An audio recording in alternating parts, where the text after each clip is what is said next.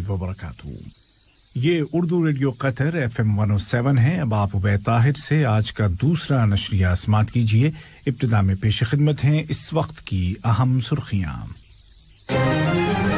Sahib Sumo अमीर शेख तमीम बिन हमद आल थानी को रूस के सदर की जानिब से एक टेलीफोन कॉल मौसूल हुई है, जिसके दौरान अहम उमूर बिलखुसूस वर्ल्ड कप 2022 की तैयारियों के मुतालिक बातचीत की गई। वज़ीर आज़म और वज़ीर दाखिला की मौजूदगी में दोहा इंस्टीट्यूट फॉर ग्रेजुएट स्टडीज से मास्टर करने वाले तलबा की सालाना तकरीब अमल में आई। वज़ीर आज़म ने तलबा को डिग्री से नवाजा। कतर और मिस्र की फॉलो अप कमेटी का दोहा में 5वां इजलास हुआ है और अफगान सदर ने उनके मुल्क से अमरीकी फौज निकालने के फैसले को तारीखी फैसला करार दिया है, जबकि अन्नाहजा वाटर डैम के मसले पर ताहाल तनाव की कैफियत है। और अब पेश खिदमत है उर्दू रेडियो कतर FM 107 से आज का दूसरा मुफस्सल नशरिया। बिस्मिल्लाहिर्रहमानिर्रहीम। शाम के बुलेटिन का आगाज हम कतर और रूस के दरमियान मजबूत ताल्लुकात के साथ करते हैं, जो मुख्तलिफ शोबों में फरोग पा रहे हैं। साहिब सुमो अमीर शेख तमीम बिन हमद आल थानी को रूस के सदर जनाब व्लादिमीर पुतिन की जानिब से एक टेलीफोन कॉल मौसूल हुई, जिसके दौरान दो तरफा ताल्लुकात और इकोनॉमी, सरमायाकारी और खेल के शोबों में उनको मजीद फरोग देने के इम्कानात और वसाइल पर बातचीत की गई। बिलखुसूस वर्ल्ड कप 2022 की मेजबानी और उसकी तैयारियों के ज़िम्न में आपसी ताउन पर तबादला ख्याल किया गया। रूस के सदर ने Saint Petersburg International Economic Forum में साहिब सुमो अमीर की शिरकत पर उनका शुक्रिया अदा किया। जवाबन साहिब सुमो अमीर ने फोरम में कतर को एजाजी मेहमान का मनसब देने पर रूसी सदर का शुक्रिया अदा किया और उम्मीद जाहिर की कि सेंट पीटर्सबर्ग फोरम के नताइज से कॉपरेशन पर मबनी आपसी ताल्लुकात मजीद फरोग पाएंगे। दोनों लीडरान ने इलाकाई और बैनुल अक़वामी मामलात पर भी बातचीत की, जिनमें सर फहरिस्त खित्ते के ताज़ा हालात हैं। साहिब सुमो अमीर शेख तमीम बिन हमद आल थानी ने जमहूरिया मेडागास्कर के सदर जनाब एंड्रे नेरिना राजोलिना को उनके मुल्क के यौम आज़ादी के मौके पर मुबारकबाद का बरक़ी पैगाम इरसाल किया। नायब अमीर शेख अब्दुल्ला बिन हमद आल थानी ने भी इसी मुनासिबत से उनको मुबारकबाद का तार रवाना किया। वज़ीर आज़म और वज़ीर दाखिला शेख खालिद बिन खलीफा बिन अब्दुल अजीज आल थानी ने जमहूरिया मेडागास्कर के वज़ीर आज़म जनाब क्रिस्टियान लुइसेंसी को उनके मुल्क के इंडिपेंडेंस डे पर मुबारकबाद का पैगाम रवाना किया। वज़ीर आज़म और वज़ीर दाखिला शेख खालिद बिन खलीफा बिन अब्दुल अजीज आल थानी की मौजूदगी और सरपरस्ती में आज दोहा इंस्टीट्यूट फॉर ग्रेजुएट स्टडीज से मास्टर करने वाले तलबा के 5वें बैच की सालाना तकरीब मुनाकिद हुई, जिसके दौरान वज़ीर आज़म ने मास्टर डिग्री हासिल करने वाले 215 स्टूडेंट्स को डिग्रियों से नवाजा। इन तलबा ने मुख्तलिफ 18 कोर्सेज में डिग्री हासिल की, जिनका ताल्लुक सोशल साइंसेज, इंसानी उलूम, जनरल एडमिनिस्ट्रेशन और इकोनॉमी से है। ये तकरीब कोविड-19 प्रोटोकॉल के तहत सख्त हिफाजती तदाबीर के साथ मनाई गई, जिसमें तलबा के अलावा सिर्फ इंतजामी और तदरीसी अमले ने शिरकत की। कतर मिस्र फॉलो अप कमेटी का 5वां इजलास आज दोहा में वजारत खारजा के दफातर में बुलाया गया। कतर की जानिब से इलाकाई उमूर के लिए वजीर खारजा के खुसूसी एलची सफीर अली बिन फहद अल हाजरी ने वफ्द की क़यादत की, जबकि मिस्री वफ्द की सरबराही अरब उमूर के लिए मुआविन वजीर खारजा सफीर यासिर उस्मान ने की। मुश्तरका कमेटी ने पेश करदा मसाइल पर मुत्तफ़क़ा राय बनाई, जिनको कानूनी कमेटी ने अपना मौजू बनाया था और अब उनके सिलसिले में ज़रूरी इक़दामात किए जा रहे हैं।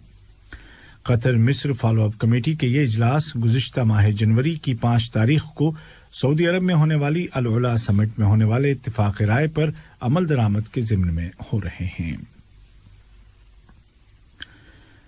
जनरल सिक्योरिटी के डायरेक्टर मेजर जनरल साद बिन जासिम अल खलीफी ने कहा है कि मनशियात या ड्रग्स की रोकथाम के लिए कतर ने जो तरीका इख्तियार किया है वो जामे और इंतहाई मुकम्मल है और मकामी और बैनुल अक़वामी क़वानीन के साथ हम आहंग है। मनशियात की रोकथाम के आलमी दिन के मौके पर गुफ्तगू करते हुए उन्होंने वाज़ेह किया कि कतर ने ایک عمومی پالیسی وضع کی ہے جس کا مقصد سوسائٹی کو تحفظ فراہم کرنا ہے اور نفسیاتی، سماجی اور صحت کے شعبوں میں اس کی کیئر کرنا ہے اور اس مصیبت کے پھیلاؤ کو روکنے کے لیے قابل عمل منصوبے تیار کرنا ہے۔ قطر دنیا میں امن اور رواداری کے کلچر کو عام کرتا ہے اور ہمیشہ تمام معاشروں کے معاشی اور سماجی حالات کو بہتر بنانے کے لیے کوشاں رہتا ہے۔ اسی سلسلے کو برقرار رکھتے ہوئے قطر نے ایک بار پھر جمہوریہ صومالیہ اور دنیا کے دیگر علاقوں میں شدید انتہا پسندی کو روکنے کے لیے ایک جامع طریقہ کار یا کمپریہنسو اپروچ اپنانے کی اپیل کی ہے، جس میں نت نئے طریقوں اور جدید ٹیکنالوجی کو استعمال میں لایا جائے۔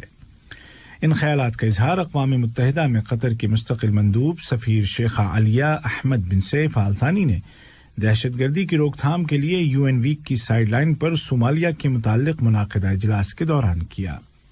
اس اجلاس کو قطر نے صومالیہ کی حکومت اور global community engagement and resilience fund کی شراکت سے منعقد کیا تھا۔ یہ خبریں آپ اردو ریڈیو قطر FM 107 سے سن رہے ہیں۔ قطر کی وزارت خارجہ نے ایک بیان میں جمہوریہ مالی کے شمال میں واقع ایک فوجی اڈے پر کیے گئے حملے کی پرزور الفاظ میں مذمت کی ہے۔ اس حملے میں بین الاقوامی امن فوج کے کئی اہلکار زخمی ہو گئے۔ بیان میں کہا گیا ہے کہ قطر موٹیوز اینڈ ریزن سے قطع نظر ہر طرح کے تشدد اور دہشت گردی اور مجرمانہ کارروائیوں کو مسترد کرتا ہے۔ ملک میں الحمدللہ کورونا وائرس سے متاثرہ نئے کیسز کی تعداد میں مسلسل کمی ہو رہی ہے اور گزشتہ اپریل کے بعد سے یومیہ کم ترین کیسز ریکارڈ کیے جا رہے ہیں۔ وزارت صحت نے اعلان کیا ہے کہ آج 26 جون 2021 کو ملک میں موجود افراد میں 52 نئے معاملے درج کیے گئے ہیں، جبکہ سفر سے لوٹنے والوں میں 73 کیس ریکارڈ کیے گئے ہیں۔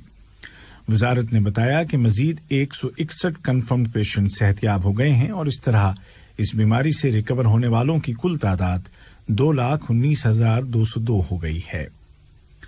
وزارت نے مزید کہا کہ ویکسینیشن کے قومی پروگرام کے تحت اب تک 30 لاکھ سے زیادہ ڈوز لگائے جا چکے ہیں۔ امریکہ نے کہا ہے کہ یمن میں جاری لڑائی کے متعلق اس کا موقف تبدیل نہیں ہوا ہے۔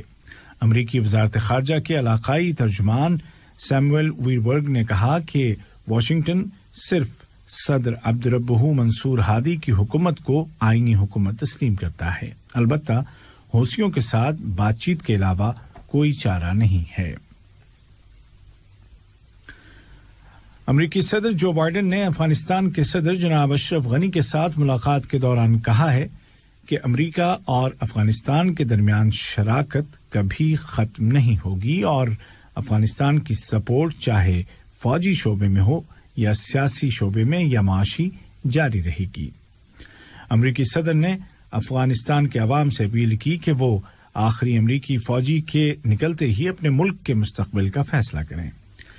اس موقع پر افغان صدر نے کہا کہ امریکی انخلاء کا فیصلہ ایک تاریخی فیصلہ ہے اور اس سے ایک نیا باب شروع ہوتا ہے۔ دریائے نیل پر بنائے گئے النہضہ ڈیم کے مسئلے پر تناؤ کی کیفیت جاری ہے۔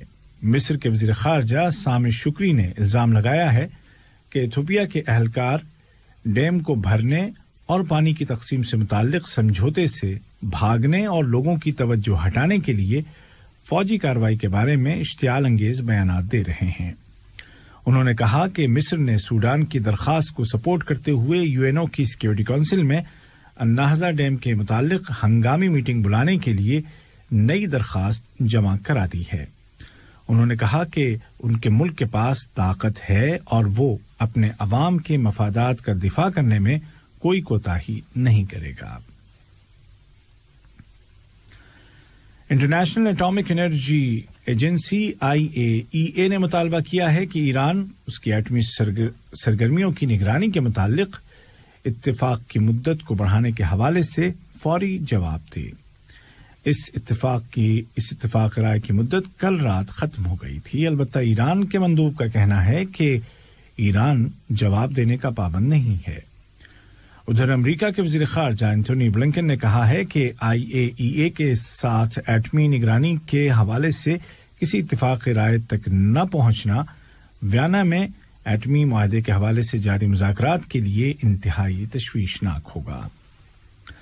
آج کا دوسرا نشریہ ختم ہونے سے قبل اس وقت کی اہم سرخیاں ایک مرتبہ پھر سن لیجیے۔